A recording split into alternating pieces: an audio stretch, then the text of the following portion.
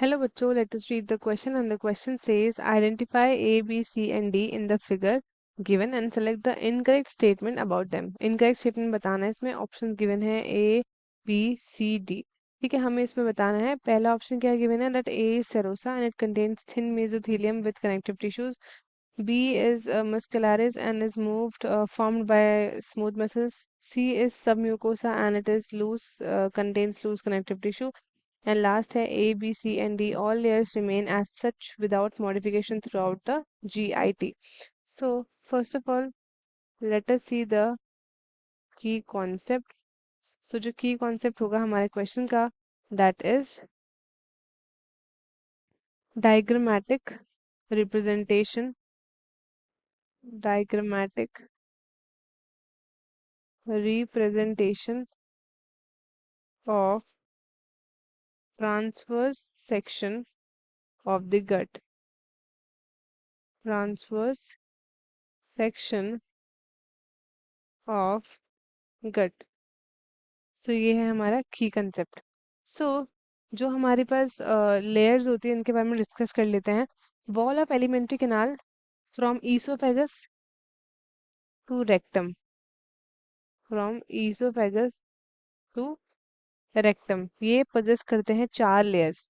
ठीक है, इनके नाम क्या क्या होते हैं वो देख लेते हैं. सो हमारे पास है serosa, then muscularis, serosa muscularis, submucosa and mucosa. ये लेयर्स होती है हमारे पास. तो सबसे पहले हम बात करते हैं सेरोसा के बारे में. तो जो सेरोसा होता है ना, ये आपकी आउटर मोस्ट लेयर होती है.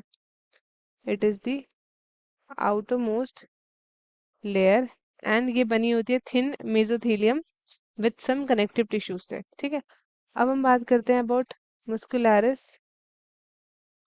सो जो आपकी मस्कुलरिस होती है ये बनी होती है बाय स्मूथ मसल्स.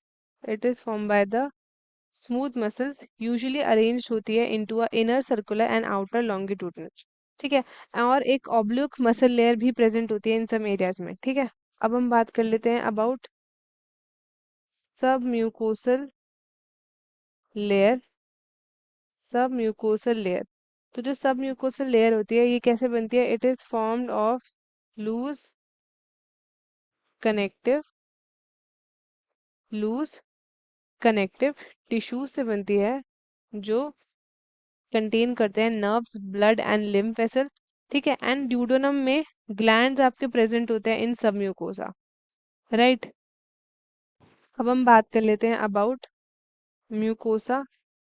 सो जो हमारी इनर मोस्ट लेयर होती है, inner most layer lining the lumen of alimentary canal, उसको हम क्या बोलते हैं? उसको हम बोलते हैं म्यूकोसा. ठीक है, अब हम क्वेश्चन की तरफ चलते हैं. तो यहाँ पे जो हमारा ए गिवन है, ए इज दी सेरोसा. ए हमारा सेरोसा है. बी में आते हैं आपके inner and circular and outer longitudinal जो आपके कौन से कहलाते हैं? Which is known as muscularis. C में आते हैं हमारे पास सब म्यूकोसा, सब म्यूकोसा एंड डी में आते हैं म्यूकोसा एंड अंदर वाला portion is known as the lumen. ठीक है, सो अब हम वन बाय वन ऑप्शन देखते हैं. पहला है दैट ए इज सरोसा and it contains thin mesothelium with connective tissue. ये बिल्कुल करेक्ट है हमारा, ये बिल्कुल करेक्ट है. ठीक है, अब हम बात करते हैं ऑप्शन बी की. B is muscularis and is form by smooth muscle. So ये भी आपका बिल्कुल करेक्ट है. थर्ड की बात करते हैं. C is submucosa and contains loose connective tissue. तो ये ऑप्शन भी बिल्कुल करेक्ट है हमारा. एंड लास्ट है A, B, C and D all layers remain as such without modification throughout the GIT. तो ये वाला स्टेटमेंट इनकरेक्ट है. क्यों? क्योंकि ये जो लेयर्स होते हैं आपके serosa, muscularis, submucosa and mucosa ये जनरली प्रेजेंट होते हैं throughout the GIT and ये अंडरगो करते हैं modification depending on the specific function different different regions में, जैसे कि आपका ईसोफेगस हो गया, स्टमक हो गया और इंटेस्टाइन हो गया. सो जो गलत स्टेटमेंट हो गया आपका that would be option number D. तो स्टूडेंट्स आई होप आपको क्वेश्चन अच्छे से समझ में आया है. All the best and thank you.